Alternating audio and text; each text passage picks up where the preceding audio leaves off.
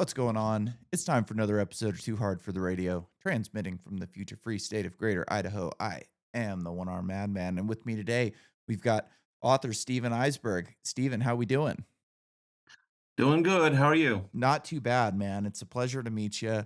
I always enjoy talking to sci-fi writers. I read a ton of sci-fi. I think I'm up over like 300 sci-fi books on Really? Audible at this point since I've been hurt. I got hurt like Wow. 10 years ago, so Oh, definitely always interested, and, one of the things that caught my eye about, the books that you write is and one of them was a nonfiction book was, the role of artificial intelligence and robots, and I'm under the impression that I think that robots is still a little bit early, I saw recently that a company is releasing, like, a pre-order for an in-home robot, and once you dig into it a little bit, it seems like the thing can't really do all that much, and it's got a person behind it with a VR headset that's kinda doing probably. everything Yeah. for you, and, you know, Mm.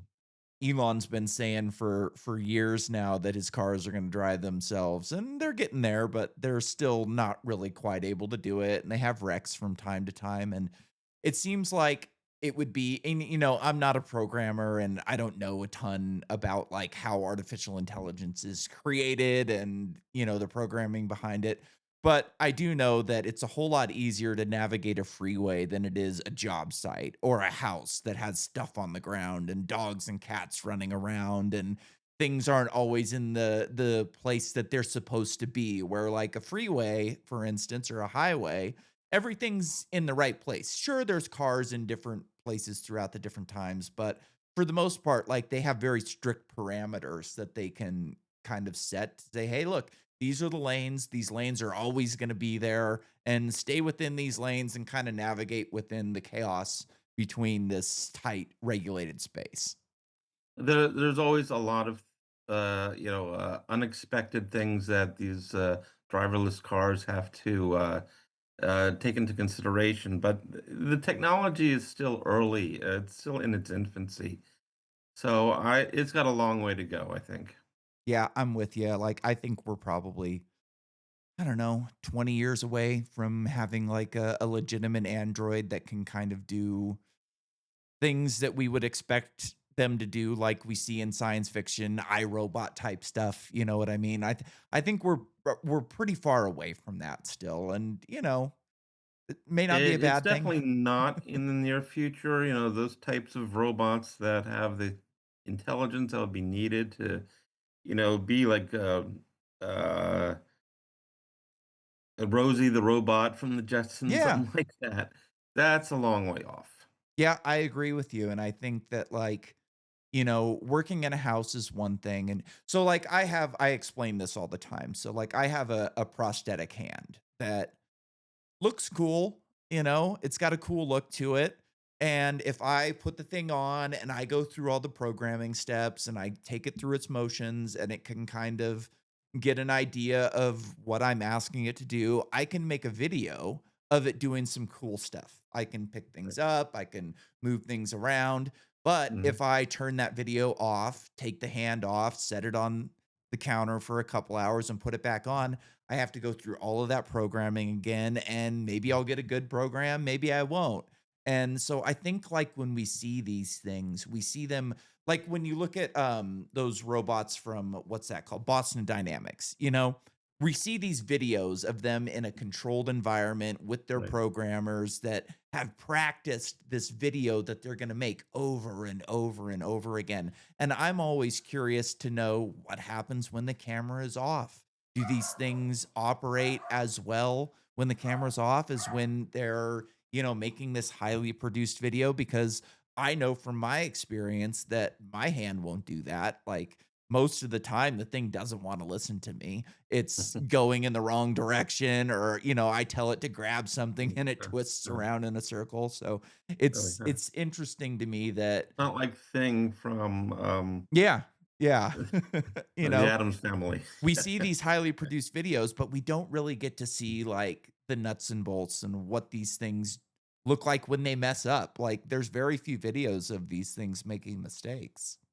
Yeah, I think when we see stuff like that, they programmers have worked to carefully to get it to do as one specific task. And they've worked very hard to make sure it can do those tasks, but not much else.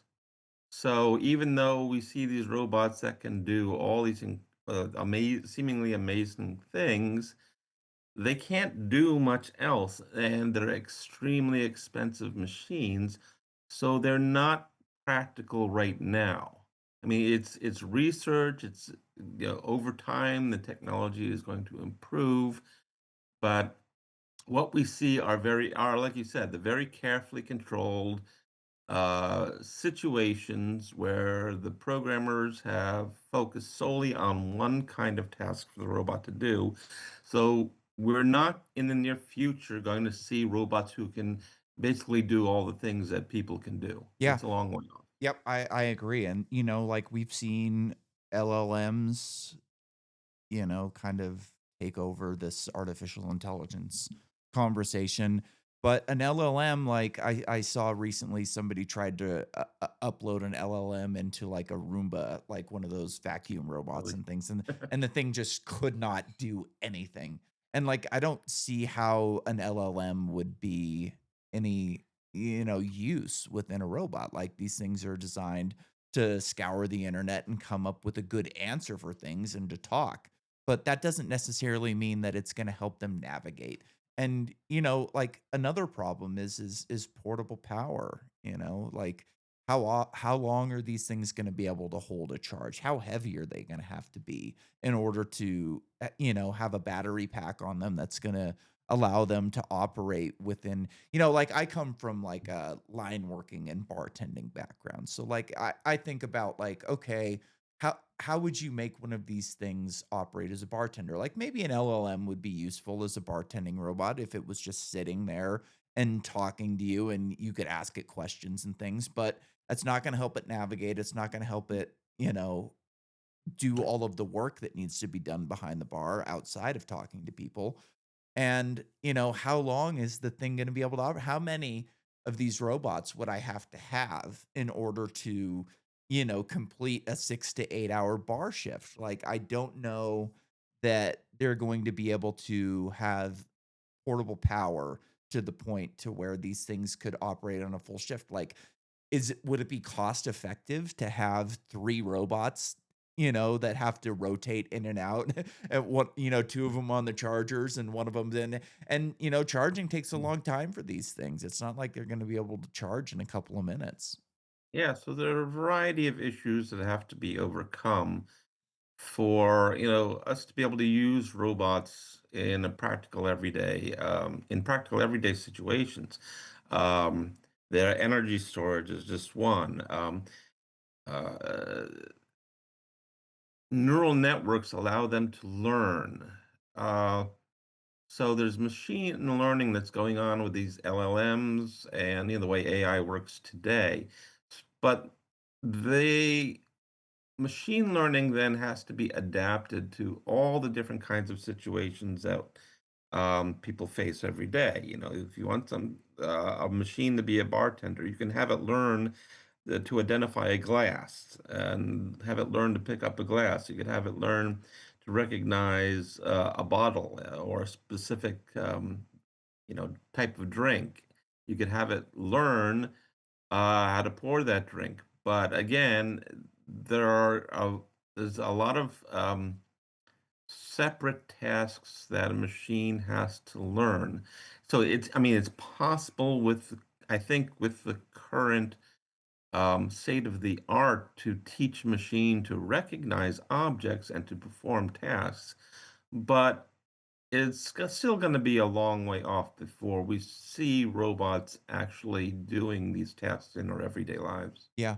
That's, like my prosthetic hand has machine learning capabilities with it. And the funny thing is I got this hand in like 2015, and back then the AI buzz wasn't really there. Like nobody was really talking about AI. There wasn't AI in popular, scientific, culture.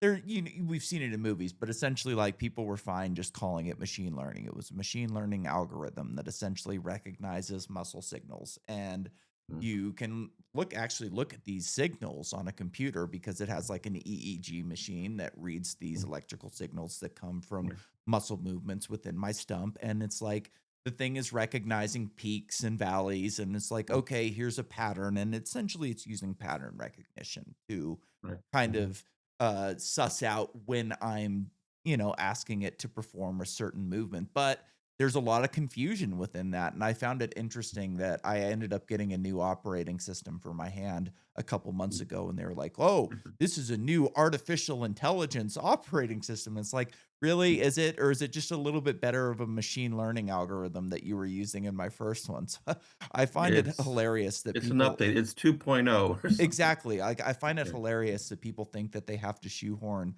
artificial intelligence into everything right now. The site mhm, that we met on, Podmatch, like, when I first started on this site, like, nobody was really talking about artificial intelligence. I started on this site mhm, before ChatGPT came out, and mhm, it's something I've been interested as a sci-fi lover for a long time, and it's, something that I enjoy talking about, the future of it.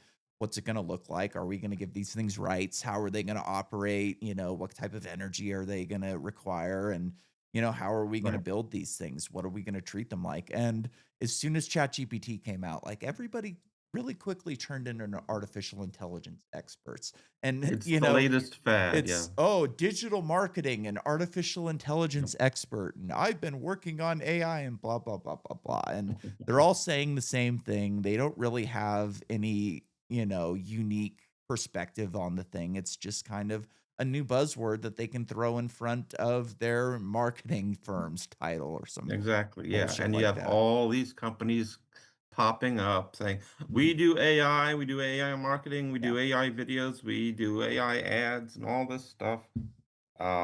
And you got all the different services that are offering, the AI videos, AI images, AI audio, language.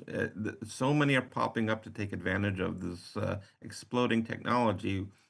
And I think from what I've been seeing some mentions of an AI bubble, Yep, me too. similar to the internet bubble in the late '90s, that is being predicted, and I think that it is going to happen because there's going to be too many people trying to get in on this technology, and they're competing with each other, and few are going to make it. The Yep. rest are just going to go out of business, going to go bankrupt, and that will be the burst of the bubble. Yep, and, a lot of it is AI is actually stands for, like, anonymous Indian because it's really just an Indian, office actually doing this stuff, and, "Oh, we use AI to make clips of your podcast," and this and that. It's like, "Really? Are you using artificial intelligence, or are you just using cheap Indian labor?"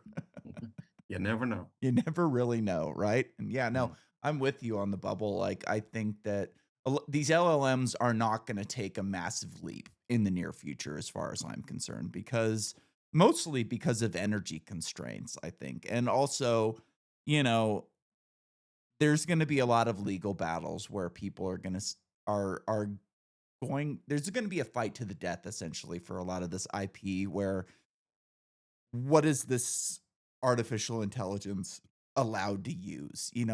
Are you allowed to use my, like recently there was an article that I wanted to read that came up from a site that required like a membership in order to read the article. It's like, "Oh, this is annoying," mm, like, it's just an article, like, I'd like to read it, so I pop it into ChatGPT and I go, "Give me a summary of this article," and bang, bang, bang, it gives me a quick summary of the article because for some reason or another, it's capable of seeing what it says when I'm not, and I would imagine that, companies are gonna get pretty sick of that, especially these news corporations that are dying, they're really dying with the rise of internet news and podcasts like these a lot of these corporate websites and corporate news sites are going to require memberships in order to survive or government subsidies, and a combination of both. And, you know, if people are just Like able to with go on everything, to you know, when there's so much competition, you can get your news from anywhere. yeah, If one magazine requires you to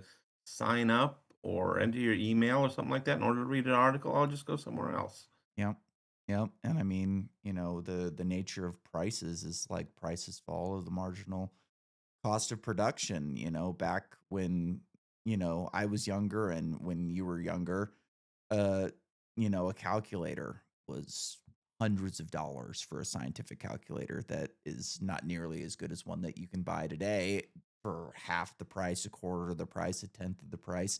Or you can just download one for free on your iPad or your iPhone because, at this point, like, you don't need to spend all that money on a calculator because they've gotten so much easier to make. The technology is easier to reproduce. And like, it's something that somebody can build for fun now on an app, rather than having to pay hundreds of dollars for something like And that. the And current AI technology is going the same way. You know, it's getting companies. There are so many companies, so many people trying to make a buck off of it, and everyone's competing against each other.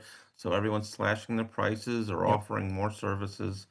And it's just going to mean the bubble's going to burst. A lot of them are going to have to go out of business because they can't compete. yep, they have these tokens that you have to buy and able to do things with them. And there's going to be companies that are capable of doing it for a lot cheaper than other companies, like you said. And the competition's going to make it to where, you know, a couple are going to survive. And I don't think we've seen who is really going to win this fight yet. Like, I would imagine most of these companies that are producing it today are probably not going to be the ones that dominate the future landscape. Like, typically, existing companies don't really make the major breakthroughs. They are kind of set in their ways and they're not spending a ton of money on R&D for new things because they're making so much money doing what they do, When I was a kid, the big buzz was like Walmart's putting all these small, homeowners, small store owners out of business because they have this superstore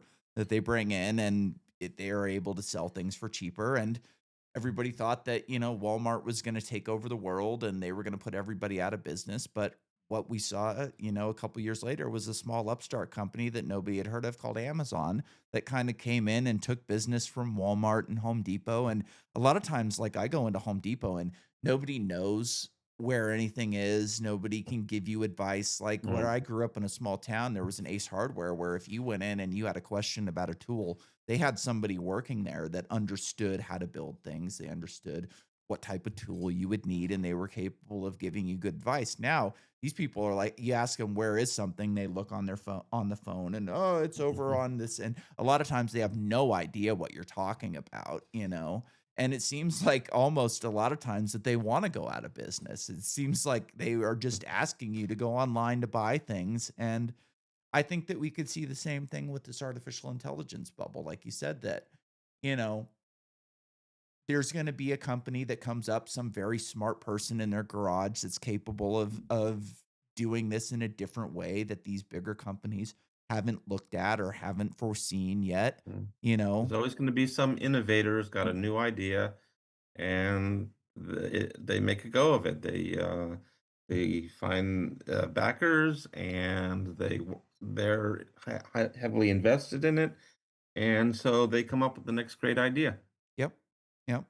Where do you think we are on like artificial general intelligence? Like, for me, I don't really think that artificial general intelligence is a good idea. It seems like something that the more capabilities you add to these things, the slower they're going to get and the more energy they're going to require. I would much rather have like a narrow intelligence that's capable of doing a specific purpose rather than something that's kind of designed to do everything okay. Well, yeah, you can look at that from a variety of perspectives. Out of human-like intelligence eventually will occur. It's a long way off. Um, right now, we're nowhere near that. We're not even near making like we were talking about before, the practical robots that could do everyday tasks around the house or in in a factory. Uh, we will see, however, different machines made for different purposes. As the technology improves, certainly we're going to start seeing more and more machines that can do specific tasks in our everyday lives, Mhm, but they will not have human-like intelligence. Um, that technology will advance gradually. We'll have machines, robots that'll gradually do more and more things and more complex things. We may see robots like, household type robots that can do, um, the tasks around the house that, we would want a servant to do, a maid to do, cleaning, cooking, stuff like that. And they will have a higher capacity. So we'll have machines that, do basic tasks and ones that are more advanced to do more advanced tasks. Eventually, we will get to the artificial general intelligence, which will be the culmination of machine intelligence. Whether we want it to happen or not, whatever people think of, whether we should or not, it's going to happen. There's always going to be people in sciences and in technology who are working towards that goal to see if it can be done. mhm. And once someone does it, it's going to be unstoppable. Once someone creates genuine human-like intelligence in a machine, then the cat's out of the bag. We will not be able to do anything to stop it. Nature is really hard to emulate in a lot of ways. I know that people have been trying to, emulate insects with drones for a long time, trying to make these dragonfly drones or these hummingbird style drones because their, wings are so efficient and they're capable of doing so much compared to a lot of the aircraft that we build. And, like the human brain runs on like 20 watts of energy, right? And right now we're having to use entire power plants for these LLMs to kind of go through their models and do things that a Yeah. human brain can't do. So it's a really interesting, aspect of nature is that it makes things so efficient and it just seems to have the best way of doing things where we have more of like a brute force, type of strategy where we just throw as much energy and power and, effort into things as we possibly can where, over time, a long time, nature's been able to figure out how to do things more efficient and a lot better than a lot of the things that we can Well, do. we're always trying to, that's the way technology advances. We are always trying to improve it. We use nature as a model. Um, Machines are getting, the technology to make tiny machines like insect-sized Yeah. machines. It's being worked on. I've seen some examples of it. I don't remember specifically who's doing it, but the technology, nature is always a good model, and there's always someone somewhere is doing research to try and improve the technology and emulate nature. Um,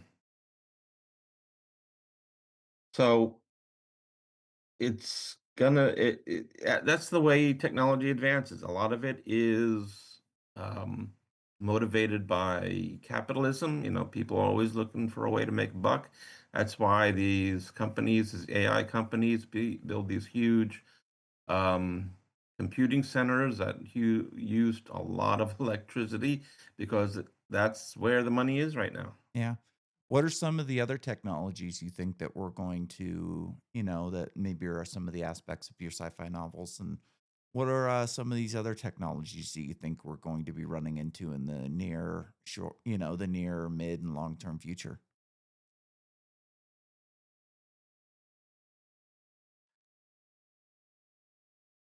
There's always going to be advances in every field. Improvements in materials, improvements in electronics, improvements in medicine. I don't see a lot of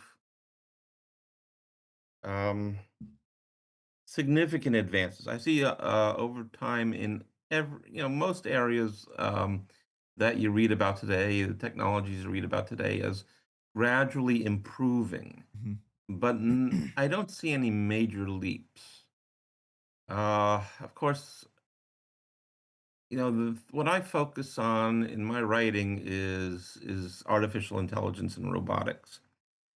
Um, Both my nonfiction and my fiction works. So I'm kind of fixated on that right now, Mhm. um, and so I try to focus on what is going to be the impact at some point. For example, with artificial general intelligence, at some point, it's maybe within a generation that's gonna come to be, and we then have to be prepared. Humanity has to be prepared. People don't think much about it these days because it's right now it seems like science fiction, but there is gonna be a point where machines are going to be conscious. We're gonna have artificial general intelligence, and that means machines will be able to think like humans. They'll be self-aware. They might have emotions. And at that point, we have to ask ourselves,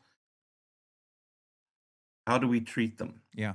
So my book, Can You Rape a Robot, addresses that specific question. Once machines have consciousness, what do we do about it? Do we treat them as people? Are we going to give them what's called personhood? Are we going to legally define them as people? And if we do that, then we have to treat these machines the same way we treat any other real person. Mhm. We have to give them the same legal protections, the same rights, the same freedoms that humans enjoy. So I'm focusing on that. And so my nonfiction book is Can You Rape a Robot's Morality, Rights, and the Rise of Conscious Machines?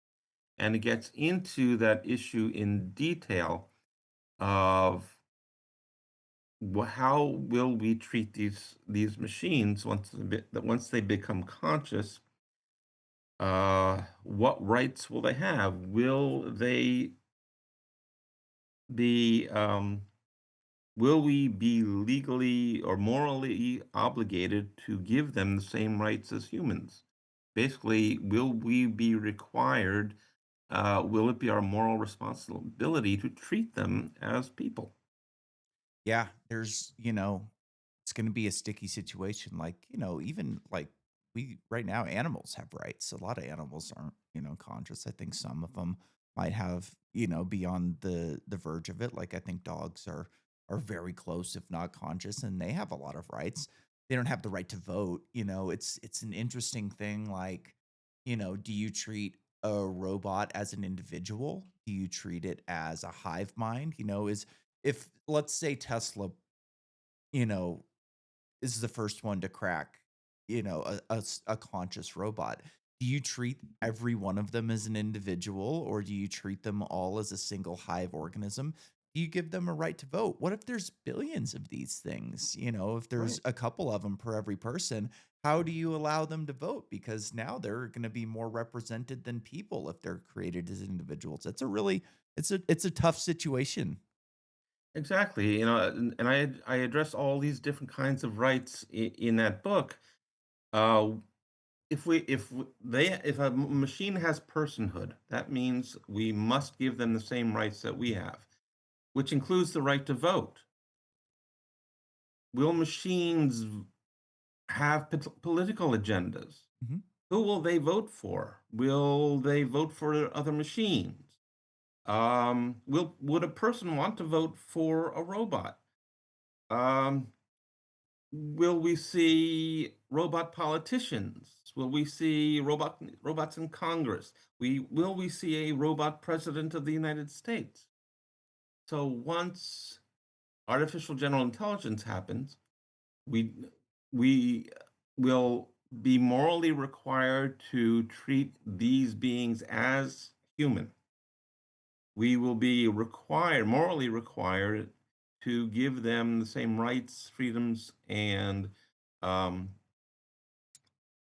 and legal protections as humans, which means they'll have the right to vote, they'll have the right to hold political office, they'll have the right to free speech, they'll have the right to reproduce. That was gonna So be my you're next afraid there'll be question billions of is them. yeah, reproduction, that's a That'll be crazy their one, you choice, know? and we could not prevent it. We would not legally be able to prevent a robot from making more robots because that would be oppressing them. And if we see them as a human like us, then it is morally and legally wrong to oppress these beings. Yeah. So we can't stop them. We can't stop them from doing what they want to do, just like we can't stop other people from doing what they want to do. Yeah, and I think that, like, Blade Runner is, probably one of in my opinion, one of the best movies ever made, and it really kind of delved into this problem of, like, how do you treat these things, Are they things? Even right there, I just called them a thing where in this conversation, we're considering them as a conscious being, and how do Right, you right. determine if something is alive? How do you determine if something is conscious? Like, I think the Turing test is kind of like, it's a good, benchmark for something that we should want to achieve, but at the same time, like, how do we know that something is how do we know that a person is conscious? We have no idea. Like me and you are having this conversation and we're on the same page on a lot of things, but like I don't know what's going on in your head and you don't know what's going on in mine and we never can or never will. So like I think that we're going to have it's going to be an interesting political landscape when you have a company that claims that they have a conscious robot that they consider to be alive, one Right. of the There will interesting have to be specific tests yeah. to prove it. Like right now, you could talk to an AI program. You could type into Chat GPT, and there are these other therapy platforms, AI therapy. You can talk. You can have conversations with the AI, and they will chat back to you, and it will seem like you're talking to a real person, but they're not conscious.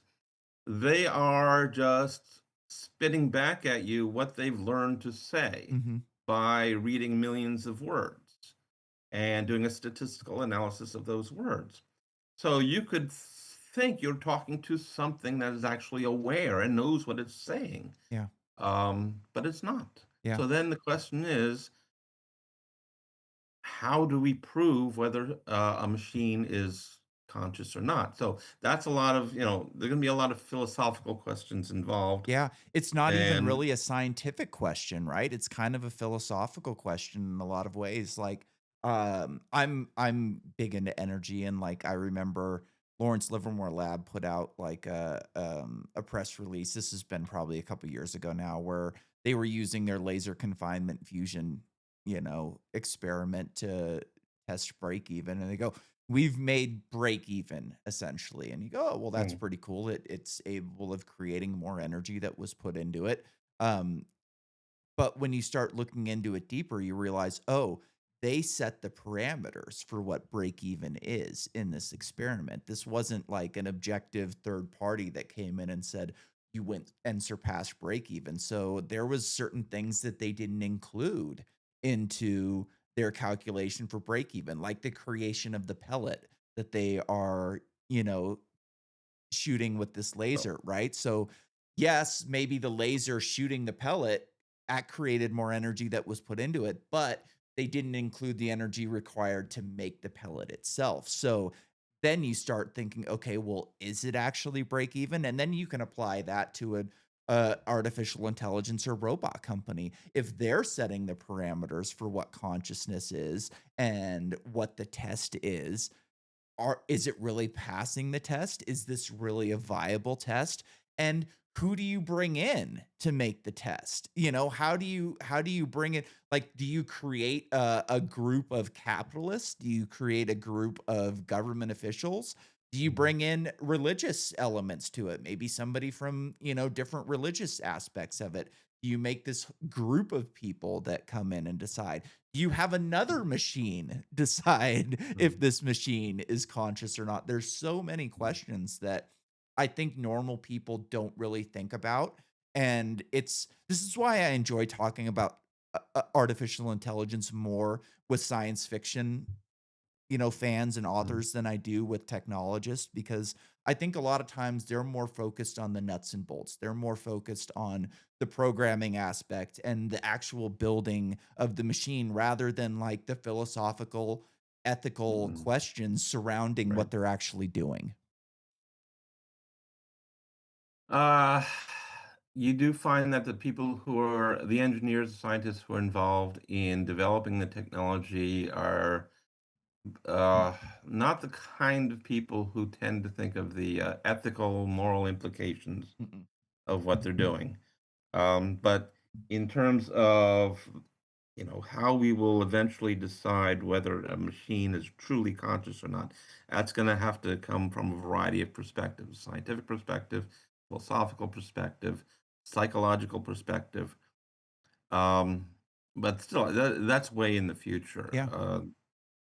But it's still something that we should be thinking about, I think, like, I always wonder, like, during, the creation of the nuclear bomb, how many people that were working on the project were concerned with the moral and ethical dilemma that their creation would cause while they were building it.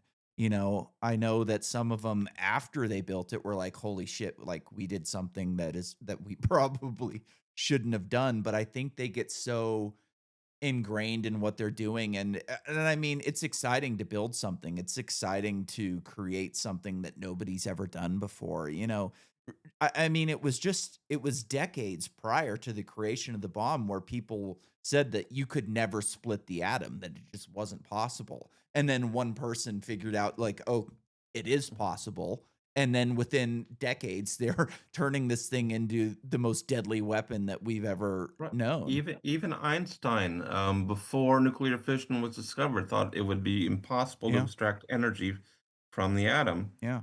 He had no idea though that nuclear fission would be discovered. Yeah. It's a crazy thing. And it, after like talking to a lot of tech people and technologists on this podcast, it does worry me that a lot of the people don't really take into account the ramifications or what the look at what the internet has done. Like, the internet has been responsible for a lot of great things, incredible things, but it's also caused people to have addictions to people are using it to commit crimes all the time. Like, there are ethical and moral dilemmas created by the internet. It's probably the most powerful technology we've ever created, including the nuclear bomb. Like, the nuclear bomb is a powerful technology, but it doesn't have the same effect on the human mind, the human soul as like the internet. The internet has had the greatest social effect, yeah. Yeah, for sure. Um, yeah, again, it's gonna be the same thing with the development of artificial intelligence. How are we going to or we have there I mean, there are people in a variety of fields that do think about this question, what's going to happen when machines attain human-like intelligence? However, it's kind of in academia, it's not something the general public thinks much about because it's not there yet. Yeah. We're far off. So it's not in the public consciousness, but at some point, we're going to be facing it and it's going to come on us very suddenly. And then there are going to be a whole host of implications that we have to deal with. Um, like this idea, if they can think like people, they have human-like consciousness. the moral implications of giving them human rights. Then what happens if we refuse to give them Yeah. human rights? If these machines are aware of themselves and we don't give them rights, then they're going, what are they going to do? Will they rebel? Will they demand rights? If we refuse to recognize them as people, will there be violence? Will there be protests? Will they, write to their congressman or Yeah. something like that? Um, we have to face a variety of possible situations that nobody is worrying too much about. Yeah.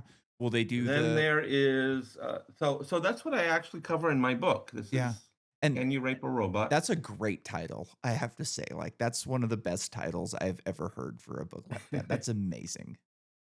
That's why I used it. I mean, it's taken from the book. So one of the rights I talk about is um, the right of autonomy, which is you have the right to lead your life the way you see fit.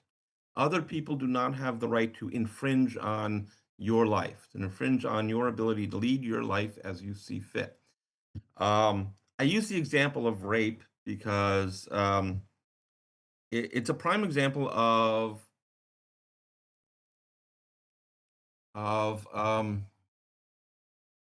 your ability to control your life. One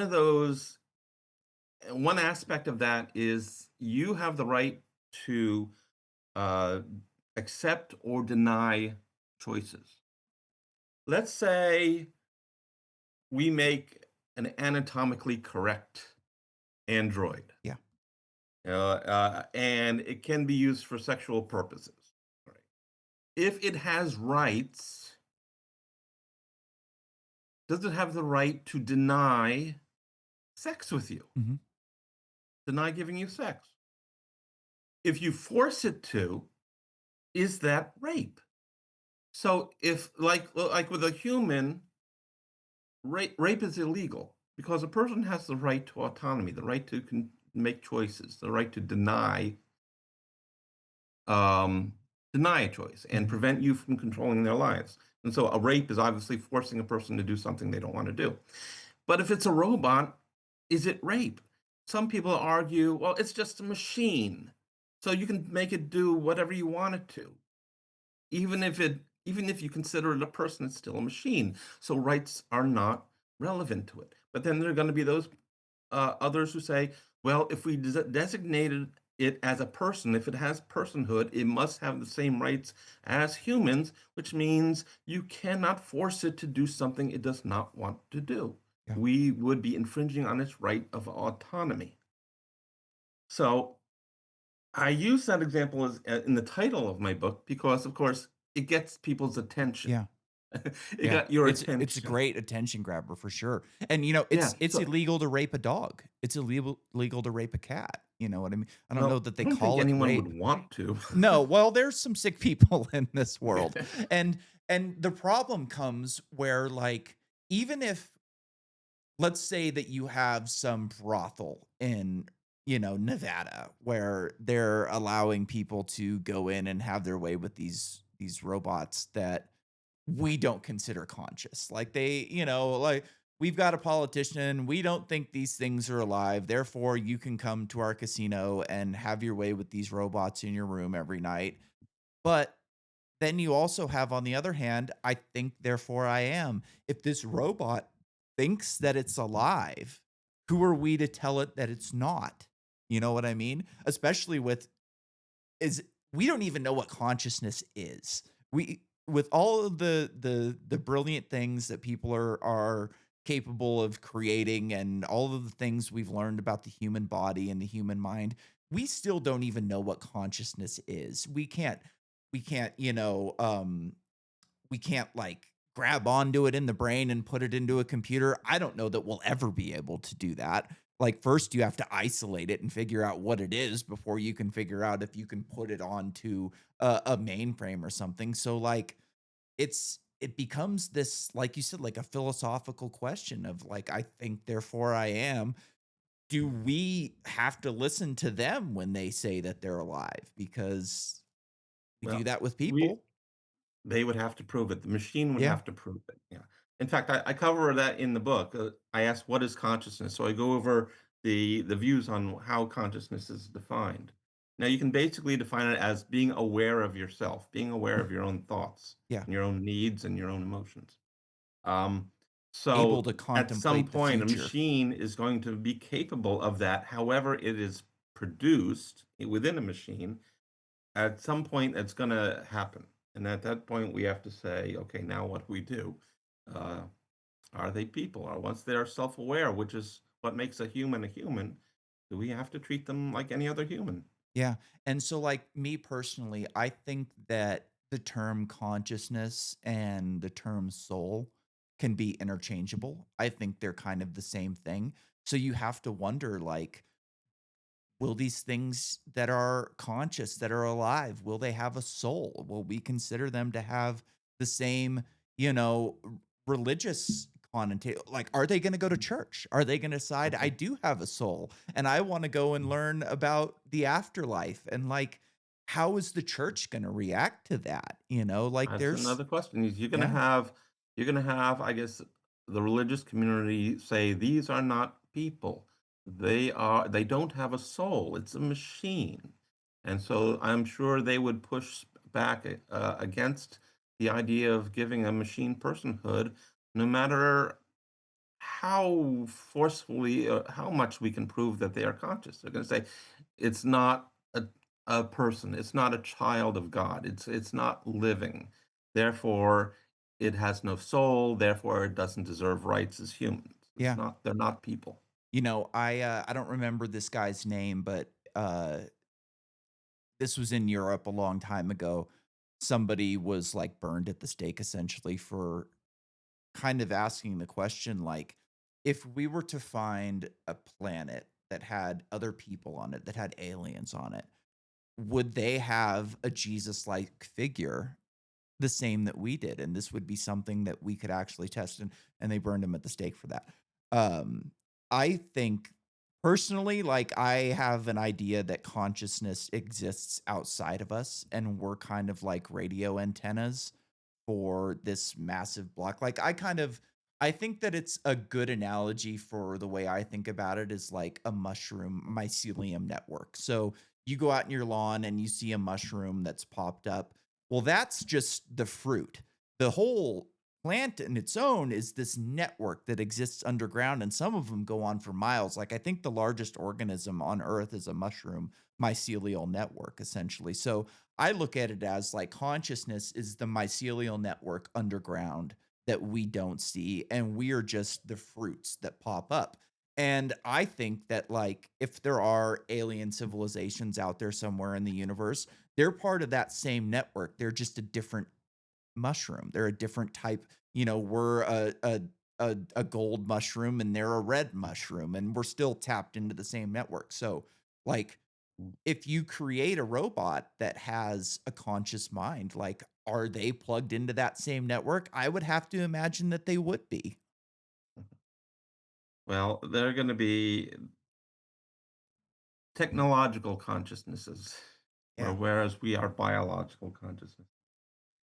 Um, but yeah, that is, a central aspect of this nonfiction book. Other problems in the future that you hear about it a little bit now. Some people in the tech world uh, talking about the dangers of AI, of people losing their jobs, of it causing mass unemployment. And so the question then becomes, at some point, the technology is going to advance enough where it will start causing mass unemployment.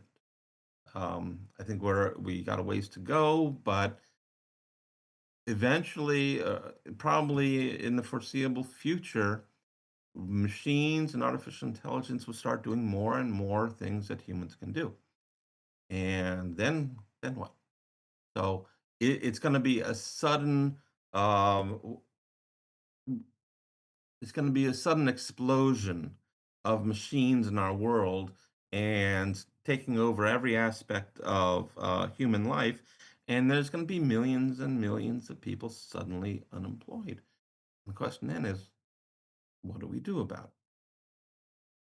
So that is basically one of the that is an aspect of a science fiction story I'm working on right now. Yeah. It's called Harvest of the Androids, and it's centers on or one of the main issues that it talks about is what happens to society when machines suddenly start taking over everyone's job and people have no way to support themselves, and not just some people here and some industries there. It's almost everyone. And so we have mass unemployment in the millions, tens of millions. How does the world handle it? How does the government handle it? Let's say for the sake of argument that the government decides to institute like a universal basic income. All right, the people that and for the foreseeable future, I think that the jobs that are going to be replaced by robots are going to be the office jobs. They're going to be the secretaries, these people that, um are very easily replaceable in a lot of ways, but like Elon Musk said recently, anything that requires pushing atoms, physical labor, manual labor is going to be the jobs that are still available. So, what happens when you go, okay, well, all of these office, white collar workers, they no longer have to work because their jobs are taken and they don't have the skills to be a contractor or to do your plumbing or your or your electrical work. So, we're going to give them a universal basic income. But if you're a contractor, if you're a builder, you still have to work.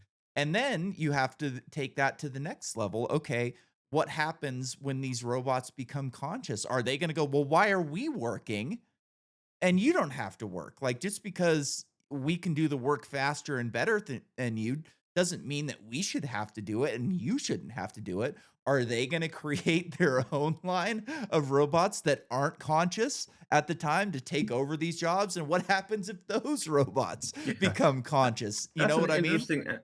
yeah, an interesting aspect. I haven't thought about that. What if the robots themselves decide, hey, the humans aren't working. Why should we have to do their jobs for them? If they're conscious and they're aware of themselves and they're aware of their own needs, maybe they will not want to feel like the burden's all on them. Maybe they will feel jealous of humans. I don't see it going that way, but that's certainly a possible Yeah, they would be uh, like a second-class way to citizen approach it. in a lot Yeah. of ways if that was the case. It's like, yeah, we're gonna give you the same rights that we have, and we'll allow we'll call you people, and we'll concede that you're conscious, and we won't rape you, but you're gonna do all of the work for us because you can do it better than us. Well, it's like, just because we can do it better doesn't mean that we should have to do it better, and maybe they'll decide to up and leave. So what happens if you go through generations of humans that no longer have to work because these robots have taken over all of the industry, and you've got 2 3 generations of people that have been sitting on their asses and not doing anything for 30 to 40 years, and all of a sudden the robots go, "You know what? We're going to build spaceships and get out of here and start our own They might do civilization, that. Yeah. and you guys are going to have to fend for yourselves again." Like, that would be a major shock to the economy, to humanity in a whole. Like, it's That'd there's be just endless science fiction that you That would be can an get into, interesting right? circle. Yeah, a Yeah. good sci-fi story would follow the circle. Oh, okay, the humans build robots, take over their jobs so they don't have to work, or they can't because robots have taken over. And the Mhm. robots decide, hey, I don't want to be doing this when you humans are just lazing about or something like that. So they leave, and so all the jobs come back, and humans start working again. You could take that in a lot of different directions. Yeah. What I do in this story that I'm working on is I actually talk about that idea of the universal basic income. However, it doesn't work out. Yeah. because once you have a high unemployment, there's not enough people to pay taxes. So you don't have the tax base that the government could use to give a universal Yeah. basic income. And So it you doesn't can't work. just print money forever because inflation just goes crazy. I heard Elon Musk say something recently that he was like, "Well, goods and services are gonna be so cheap from all of these robots in the economy that you're not gonna have to work and everybody'll have a high universal wage." And it's like, "So wait a minute, you're gonna have a couple of companies that produce these robots that are gonna pay all the taxes that are gonna go to universal basic income?" And I mean, you could make the argument that like, okay, they're going to pay this large amount of taxes that's going to go into the universal basic income, and then that money is going to flow back into their businesses through goods and services. But I can't imagine that a couple of major companies are going to just sit back and go, yeah, no problem, we'll just pay all the taxes for everybody to sit on their asses. Yeah, and once you've got millions of unemployed, not only can't they pay taxes, they don't have the money to buy things. The corporations don't make money, so they can't provide the goods. Yeah. And So then it's an interesting problem, and it's an interesting scenario that I started addressing in this story. What I have eventually, what I have wind up happening to the majority of people is they leave the cities, they leave the suburbs, and they live a rural life. They yeah. live on farms, and everybody has their own tiny little square of farmland that they just subsist on. So they can grow their own food. They live, a simple rural life. They can support themselves that way. They don't have to work. I mean, they don't have jobs. They can't work. They can't support themselves normally by making a living. So millions of people are sent out to live on farms. Yeah, I'm reading a similar book right now that's kind of, Earth is turned into this communist dystopia essentially where nobody works and they live in these massive arcologies that are just packed with people and the environment's kind of trashed and you know, they end up like they have wormholes in the story, so they're able to travel the universe and find different, planets that are habitable. And essentially, these people are just moving to these planets and living a subsistence-based life, like without high technology, and they're just farming and they're happier. They're much happier than these people in the cities that are just kind of packed in like cattle and there's no I think a major thing that you'll run into without work that people don't really grasp all that well is like fulfillment. Like, are you gonna are you gonna feel like you're accomplishing something in your life? Because the one thing that you know, never liked about Star Trek was like nobody had to work, but they never really like explained how it worked. And like I saw on one of the newer, like they did this Picard series where like Picard is at his vineyard, in France, and he's got people working during crush to make the wine. And it's like, well, wait a minute. Why does he get to keep his land for hundreds, their family land for hundreds of years? And why does he have people working on his vineyard? Why don't they have their own vineyards? So they never like really flesh this stuff out and figure it out. Like they kind of just go, this is our thing and it works essentially. And like I don't think that we're gonna have these like replicator type things with Star Trek. Like I remember, it's probably been 20 years now where the everybody's going to have a 3D printer and you're never going to have to buy clothes again and you're never going to have to buy silverware or plates again. You're just going to pump it Yeah. into the 3D printer and it'll, pop it out and when you're done with it you'll recycle it and use the same material to make new stuff and like still today like almost nobody has 3D printers. Yeah, that was all the rage about 5, 7 years ago. I had a 3D printer, and you heard all these people talking about, "Oh, people will just make everything they need Yeah. with their own printers," and people were buying them right and left, and then now you don't hear about it at all. Yeah. I my little brother, he's 13, a couple years ago, he wanted a 3D printer for Christmas. And I go, "Well, what are you gonna do with it?" And he's like, "Well, I'm gonna make things." I go, "What are you gonna make?" He goes, "Well, I don't know." I go, "Well, what do you want it if you don't know what you're gonna make with it?" Like, it's like, But "Well, it's my cool. friend makes these little trinket type toy things." And I go, "Did he give you some?" He goes, "Yeah." And I go, "What do you do with them?" He goes, "I don't know. They're in a bin somewhere." I go, "Well, so what do you know, get him to make you the thing if you want the thing." Like, there's not really much that you can do with a 3D printer. I've considered buying one because, like, I have an idea for a new prosthetic that for some reason, like, prosthetics just suck, like, without getting into it too much, like, they Mhm. just really suck. And, like, the one that I have, you have to put this rubber thing over your arm, and then it clicks in the summertime, you sweat like crazy, and the thing just Mhm. fills up with sweat, and in the wintertime, it turns into an ice block. And, like, Mhm. all I really want is something more simple. I want, like, an elbow brace like you see football players wear, where it straps here, it straps there, and then it has a hook connected to it. Mhm. And then it has like a, like a gear on the, like a Mhm. cam on the elbow. And it Mhm. seems like such an easy thing, but I can't get anybody to make it for me. Like I asked my prosthetics guy about it. I'm like, "What do you think about this?" He's like, "Oh, that's a good idea." And I'm like, "Well, will you make me one?" He's like, "I don't have time. Like I've got projects that I have to do. I don't get paid to make something like that. It would take a lot of R&D to actually get it to a point where it would be a usable product. And like, I don't know if it's going to have any demand or not." And it's like, well, like I could make my own with a 3D printer, but I'm not really confident in my computer skills to like figure out CAD and all that stuff to design it. Yeah, and people were coming up with all these different kinds of prosthetics made by with a 3D printer. So yeah, when Yeah. that was all the rage, a lot of you saw a lot of that out there. Yeah. Well, Steven, it's been a pleasure talking with you. Where can people go to buy your books?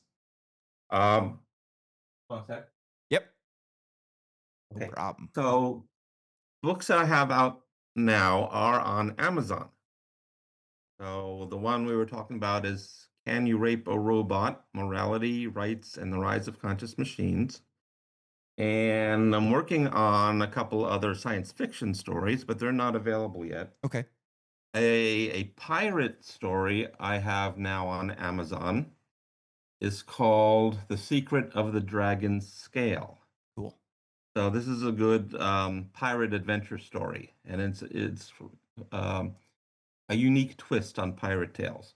It has a lot of depth, and um, there are uh, prophecies and riddles Oh, cool. and metaphors that the characters have to figure out the meaning of, and the they figure it out as they go along on their quest to find what's called the dragon scale. And the dragon scale is some mysterious artifact that will lead them to a ship filled with treasure. So they have to find the dragon scale, which will then lead them to the ship called the Admiral Benbow. So this story is a pretty good pirate adventure on Amazon, and it's I think it's pretty good. Excellent. Well, I will send you my email address, and anytime you've got a new science fiction book or new book out that you want to come on and promote, just send me an email and we'll do this again. Be glad to. All right. Thanks for listening, everybody. Good night.